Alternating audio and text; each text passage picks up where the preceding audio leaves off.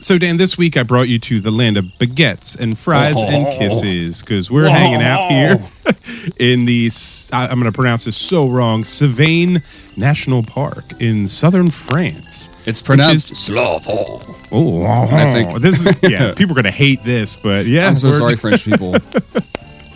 Yeah. But yeah, so it's where we are. It's kind of south of the area where this story takes place. But I figured, hey, national park, that's what we do. We that's where we sleep. That's where our bodies fall. So I got some fun French facts. Oh, do you? No, we're here. Yeah, I'm looking around. I'm trying to, I guess from anywhere you are in the whole country of France, you can see the Eiffel Tower. Yeah, that's factual. Look at it, blinking over there, see it. Did you know that the pencil sharpener was invented by a French mathematician in 1828? Oh, good for him. Did you know that the French invented the Etch-a-Sketch? No, that's pretty great. I enjoyed that when I was like 8. They invented the stethoscope too. Oh, cool. Well, I think that's enough. But you know what they didn't invent? Killer wolves, but they had a pretty good one. Oh, they did invent the stapler. Oh. Killer wolf sounds awesome though. They invented killer wolves. Killer wolves are French? Yeah, this one specifically, because today I'm going to tell you about the Beast of Gévaudan. Gévaudan. Yeah, it's spelled Gévaudan, so hopefully I'm pronouncing it right. All right, I hope it has a twirly mustache. It's got a little accent over the E. That's pretty good. That's basically the curly mustache of typography, I heard. It's Greg's Cryptid Corner, where mysteries abound. Bigfoot, Mothman, monsters, let's see what we found. Hey, and welcome to another episode of Greg's Cryptid Corner, a podcast about monsters for weirdos. And I'm your host, Greg, and I'm enjoying this cheesy baguette. Yes. Is that the only French thing I know? Well, I think the French way to eat a baguette is you have like a delicate, stinky hard cheese, and you have a baguette, and you slice the baguette into slices, and then you slice the cheese and put it on the baguette, and you got a very French picnic meal going. Nope, the way not you're for me. eating it, yeah, you're eating it like a giant French fry, and I see you have a little tub of liquid cheese there that you just dipping it in. Yeah, listen, you can take the boy out of Philly, but you can't take the Philly out the boy. So. Yeah, well, so French Velveeta. But I'm joined today here with Dan again. Dan, how you doing? You enjoying the trip? I am. This is really nice. I'm excited to hear about killer wolves. I had no idea the French. Honestly, I didn't know the French had wolves. They got a lot of wolves. Yeah, why did I don't think I've ever connected those two ends before. Yeah, because when you think France, you think just Paris. Yeah. And that's it. Yeah, right? I think courtyards and painters and wine. And I think that's about the extent. This sound. Oh, that sound. Oh, yeah. That's so fun. Yeah, that's probably going to keep happening. And I'm, again, very sorry. Sorry. But yeah, so. Killer wolves. I'm here for the wolves, dude. Yeah, and we've kind of recently had like newer cryptids, and we're going back to the 1700s, baby. We're going deep. We still in our, it's still our spooky season. It is still, yeah. So Greg's this is a creepy cryptid corner. Yeah, so this is a spooky one. Big body count as well. So that's always a plus. Oh, do you hear that? I just heard a wolf howl in the distance. Ooh, do you feel that breeze rustling through leafless trees? Well, I better tell you about the Beast of Gévaudan as quickly as possible then. Okay. Because we might have to fight it. Who knows? Okay, all right. That's what I'm going to be thinking about. Let's do it. It's terrifying.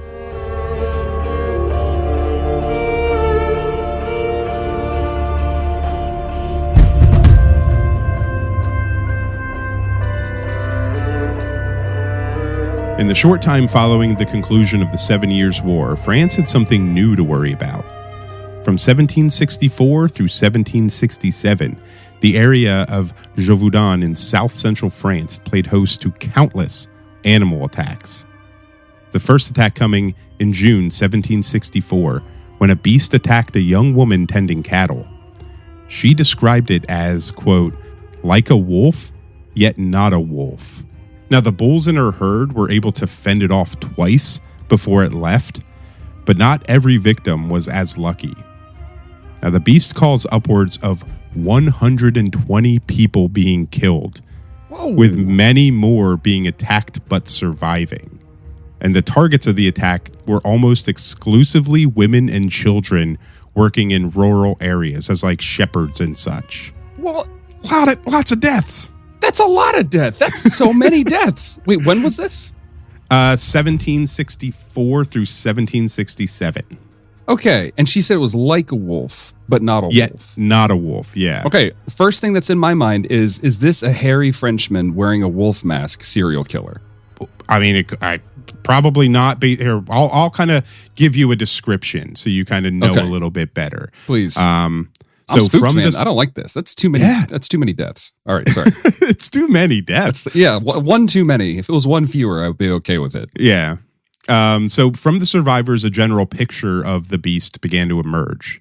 It was often described as being as large as like a calf or a horse, a small horse, not like a huge horse. Its head was large with a broad mouth full of large teeth like a wolf.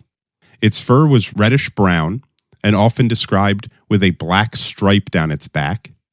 It had a long and tufted tail. Now, some reports said it had kind of like a big puff on the end of its tail that it seemed to like be able to swing and hit with.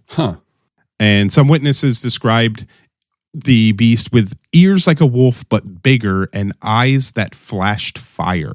This actually kind of sounds more like a giant fox with the way you're describing it, with the bigger ears and the tufted tail. That's pretty cool. Yeah, it's terrifying. Now, on top of the intense physical description, big dog type animal, it was said to be able to leap incredible distances and had a hide that could resist bullets. Now, these are 1700s era bullets. They're not, fancy American bullets, but that's still a tough wolf. Hollow point explode. Yeah. Although I feel like old school bullets were just like, I don't have a brain, but like, weren't they like 50-gram balls? They would just like jam a ball bearing down a tube and blow stuff up behind it. Yeah, I'm not pretty nasty. I'm not a gun expert, but yeah, aren't they? They basically were just little cannonballs. They were you put into a small launchers. cannon. Yeah, they're little potato launchers that could kill you. That would like rip a hole in you. Well, not this wolf, baby. But because it was resistant to bullets, it led to rumors circulating that the creature was supernatural and or armored. And we'll get into a little bit of the supernatural coming up. Yeah. So, I'm still not sure. So, okay. Yeah, because I'm still walking this line between, one, that's a lot of deaths. It's a lot of deaths. And I'm trying to figure out, I don't think you get that many deaths and not call in the cavalry and be like clearing the woods out, like killing everything, just to be like, all right, I think the nature's gone bad here. So let's just call this back. You know what I mean? Well, yep. You know what, Dan? You're jumping a little ahead. Oh, all right. Okay. So the beast claimed its first victim a few days later on June 30th when it killed a 14-year-old girl named Jeanne Boulet. And then another 14-year-old girl on August 8th. At this point, terror was spreading across the area. So two little girls, and do we know what, like, you just said kill. I kind of want some grisly details. So a lot of the reports were saying that the beast attacked specifically the neck and the head and ripped them apart. Yeah. Okay. So the populace started speaking about the beast being supernatural, walking on two legs, and either being resistant to bullets or coming back from the dead when it was shot. Okay. Now, my favorite part of this is that the church of the area called for thoughts and prayers and repentance. Oh. After one or two deaths, they're like, oh, we should do thoughts and prayers. And then 200 more follow. Yeah. So they basically claimed that the beast was sent by God to punish the sinful. Of course they did. Yeah. Yeah. Now, eventually, in early 1765, the government got involved. Now, this is when cavalries were sent to hunt the beast, but there was no luck. So King Louis XV specifically sent 2 professional wolf catchers from Normandy. Now, they killed a lot of wolves, claiming, hey, we got it, but the attacks continued. Now, one specific attack is known as the Beast of Gévaudan. On August 11th, Marie-Jeanne Vallée was attacked. As the beast lunged at her, she was able to grab a spear and stab it in the chest. Wow, good causing for her. it to run into the woods. She started becoming thought of as like a Joan of Arc character. Interesting. In this whole thing, yeah. Or like a little bit, who's that monster hunter? Not Rip Van Winkle, but kind of sounds like that. Definitely not you know what Rip I mean? Van Winkle. Yeah, the one that's Van not Helsing? Rip Van Winkle. Van Helsing, that's Yeah. the one. Thank you. Yeah, she's sometimes little Van Van Helsing Helsing. just falls asleep for a while and just wakes up, hunts werewolves. Yeah. Yeah, what do you call Van Helsing when he takes a nap? No, that's stupid. That's cool. I like the image of like a giant. I'm thinking werewolf a little bit. Are you getting werewolf vibes I got at werewolf vibes, yeah. Okay. So that's especially coming from like the witnesses that are like it stands on two legs and things like that.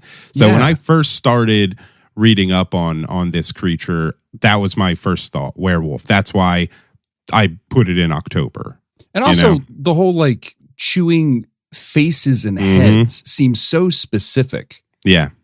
Like Yeah. maybe it's a wolf. Maybe it's not a werewolf. Maybe it's a wolf ate some magic mushrooms. Got like the fingertip of the wolf touched God's fingertip, and it became a little bit self-aware, and it was just aware enough to be able to see like beautiful people and be like, "Dang, I wish that was me. I need to eat them. Maybe if I eat them, I'll consume their energy." Yeah.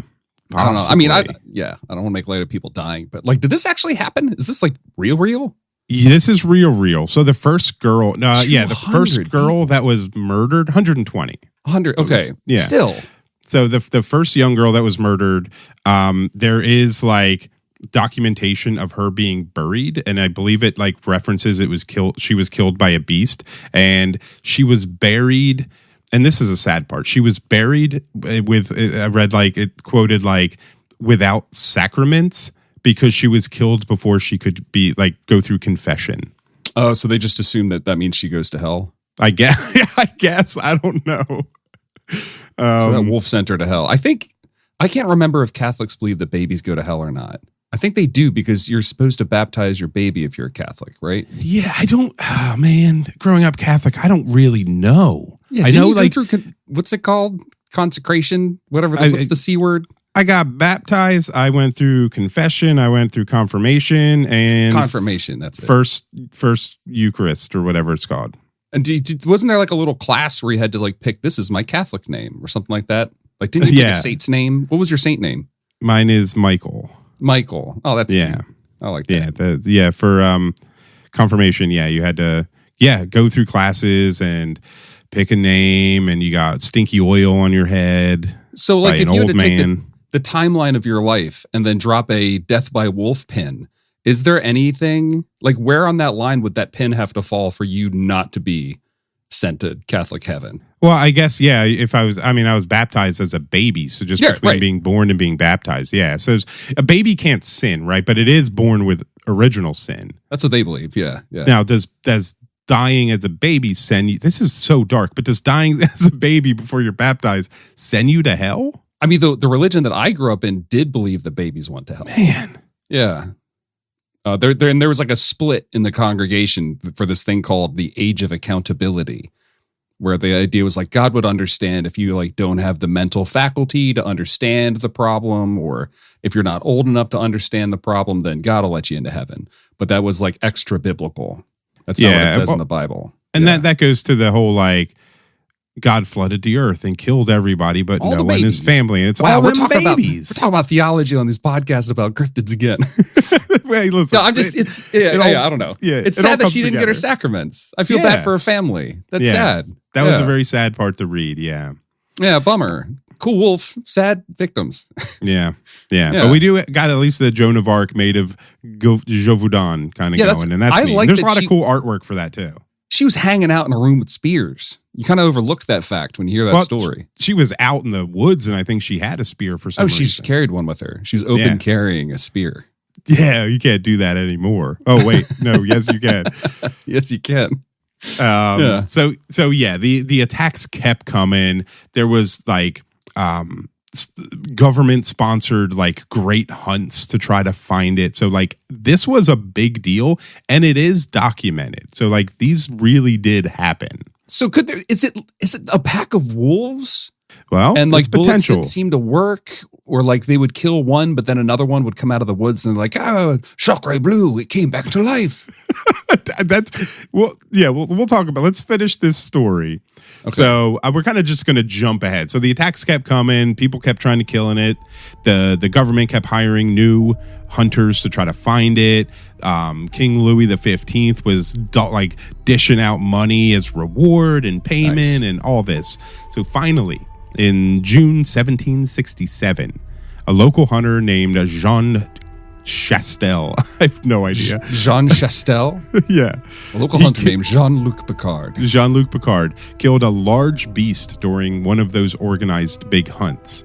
It was described as very large and deformed, and supposedly when they cut open its stomach, it was said to have contained human remains. Interesting. Okay. And was this large beast just a local yokel that they glued fur to? It's possible. To get the reward money from the king. We're going to talk about Jean in a moment, I think. Jean Chastel. Okay.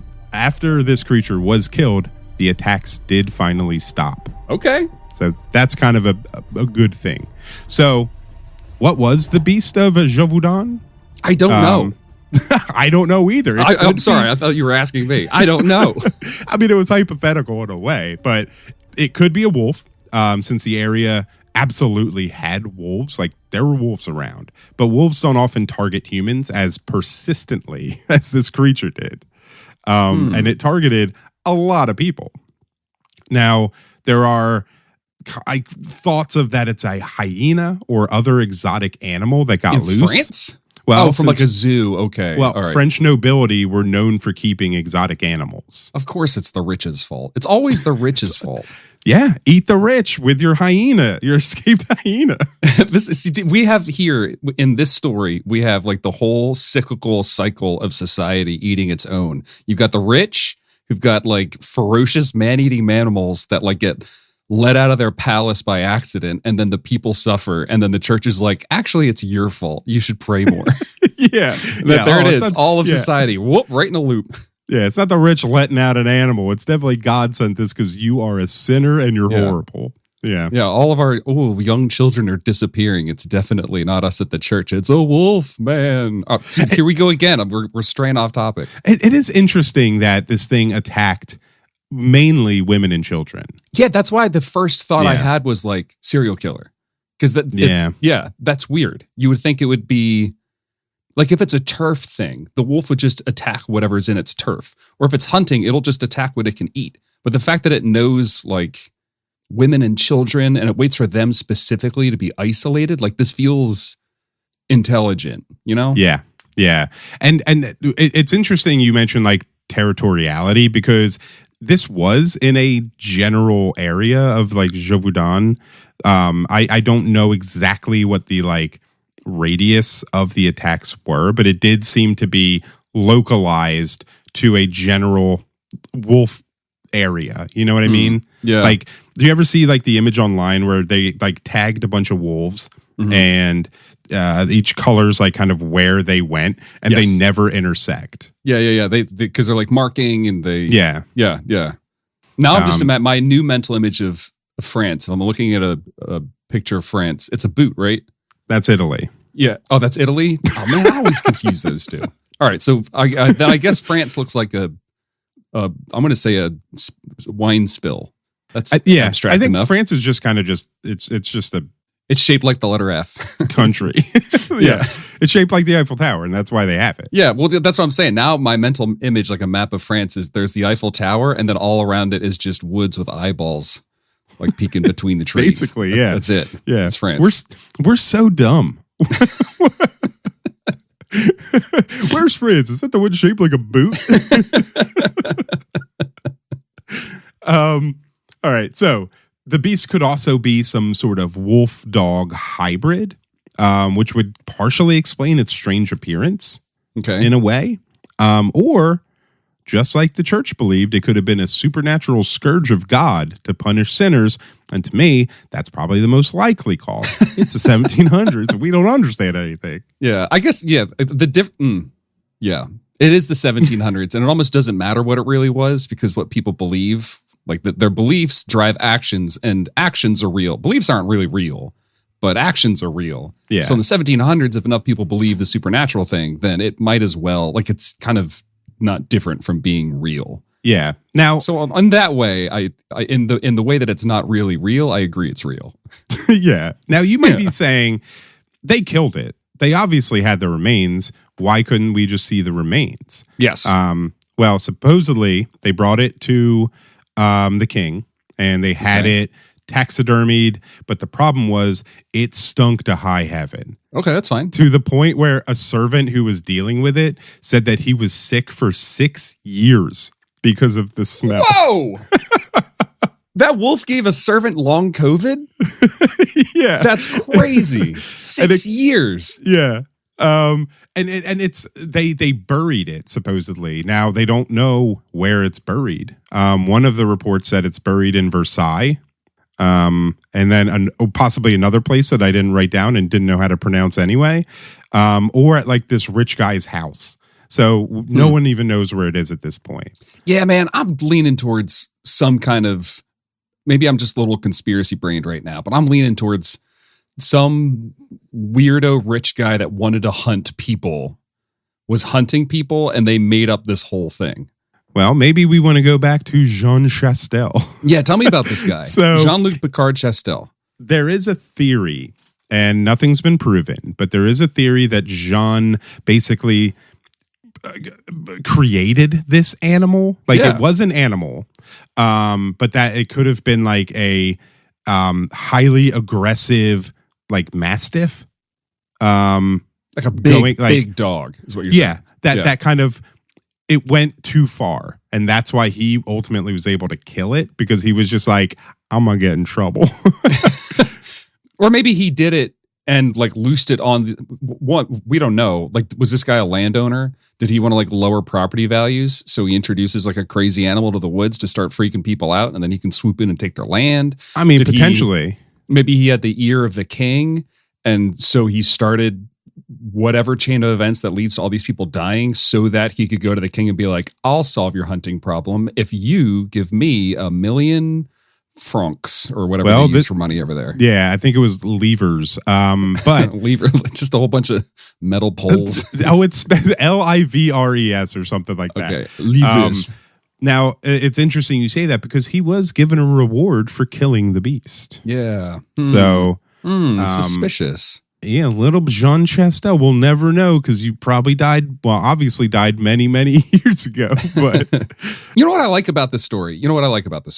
What? Is sometimes you tell me a cryptid story, right? And sometimes it's like, man, that sounds like an undiscovered animal. That's legitimately real sounding and cool. Then other times it's like, oh, this feels like a folktale that's like masking some moral lesson or taboo for the people that are telling it.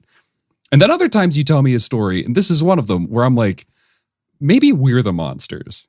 Maybe this sounds like it's a guy, and like a wolf got scapegoated. It's what this sounds like to me. Yeah. We're always the monster.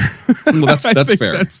We win. Yeah, humans are always the monster, and even with the absolutely real cryptids, we are probably encroaching on their area. We're, deforestation, climate change. We're causing a lot of problems. Yeah.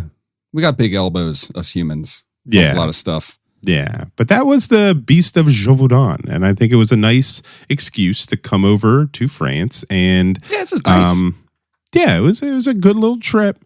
So do you believe, well, I mean, obviously it was real, but so do you think it was an unknown creature kind of terrorizing the French countryside that ultimately got taken out by humans? No, I don't. I suspect Jean-Luc Picard Chastel.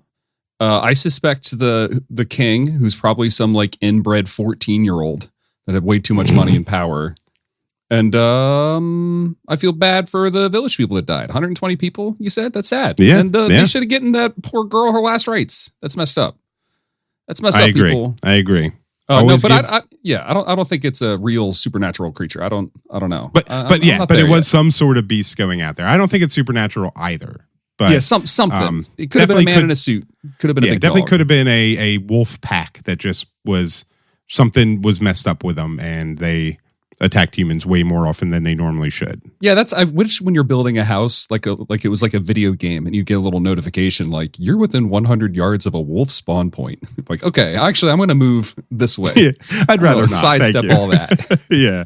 So where are you at? Where do you land on this? Oh yeah, I think it was definitely a creature of kind of normal, like not non-supernatural. I don't think it's a werewolf, which is my original thought. Would love that though. But the appearance sounds like it. The way it's physically described. It's not enough because it attacked a lot. Well, I mean, based on my concept of werewolf, which is like full moon, you turn into a werewolf.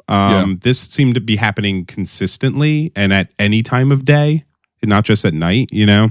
Yeah. Also, part of the description would be like tattered pants. It has to be. Yeah, you can't have a werewolf werewolves with usually his have ding dong out. Yeah, they always have like a little tattered piece of clothing, like a little torn up top hat or something. Like the Incredible Hulk. It's got torn up pants. Exactly. Yeah. So that was the Beast of Gévaudan, and loved it, and I hope it was spooky enough for a Halloween time. Yeah, I got the chills, man. It's just not just from the wine and how good it is. Very nice. Now Excellent. Now we don't have any 5-star reviews, but we did get a comment on Spotify on our Popelik Monster. Now, Dan and I last week discussed bears and how we don't understand bears at all. And people certainly let us know. And this week we don't understand what France is. Yeah. So we got a comment from Jack on Spotify, and he said, "Hey, I'm no bear expert, but I've come into a close call with a black bear. When I saw it, I just stretched my arms out, so I was big and made sure not to look it in the eyes. Did a quick glance around to make sure there wasn't a baby nearby. That would be bad news. After a few seconds, the bear just turned around and started to eat berries. I walked away slowly without turning my back. They are really cute, though." Yeah, they are. They are very cute. What's that writer's name? Jack Swimer. Yeah. Thanks, Jack. That's good advice. All right. See a black bear, raise your hands in the air, back away slowly, look for babies. I can remember that. That's a good checklist. Yep. And then we also got a DM on Instagram from Elena, who is on the What About Weird podcast. Oh, nice. What's up, Elena? And she says, "Hey, man, I was listening to today's episode, and y'all were asking about bears in the Bible Belt. I might have a few answers. I'm not a bear expert." I love that people do specify. Once you say you're not a bear expert, I assume you have a degree. I hope they understand. We did say if you're a bear expert, let us know. So we are getting at least level setting. I'm not a bear expert, but I live in bear country. Black bears are the only ones you can yell at to scare them off if you don't have bear spray. Don't pet any bears, though. Yeah, Also, Kentucky is part of the Bible Belt, and 90% of the urban legends and whatnot here in the South are some form of "that's the devil" and or "stay off the railroad track." So. Called it. We called it. Yeah, that makes sense. All right. Thank you. I like that context. That's good. Yeah. Oh, I really enjoy if you're a listener from the region that we're visiting for an episode, I would love to hear from you. Like personal stories about, like, have you ever been attacked by a strange wolf in France? I want to hear that story. That sounds really interesting. Yeah. Yeah. So thank you for the comments and the DMs. And we are two just goofballs who don't understand how anything works. We're always going to have questions, and I know our listeners are really intelligent and they can help us understand things better. So please, like Dan said, let us know. Let us know your stuff. So so that was I don't know, what is this, week 3 of Greg's Creepy Critter? What is it? The GCCC. Yeah. So thanks for listening, and as always, I'm Squonk. You're Squonk. Go Birds. You know what else is interesting? What? Is I still don't think of wolves in France in my head. I don't know why. But I think if I try hard enough, I'll be able to connect the two concepts. France, I think it's dangerous, like wolves and rich people and weird churches. Yeah, I think it's just because, like, when I think of France, I think of just like real chill, real like slow going, and you can't outrun a wolf if you're all bogged down with breads and oils and drinking your wine. Yeah. Do you think the evil wolf smokes cigarettes? I think it had to, and I think when it saw a pretty woman, its jaw dropped, its tongue rolled out, its eyes popped out. The long wolf whistle. Is that why it's called a wolf whistle? Probably, yeah.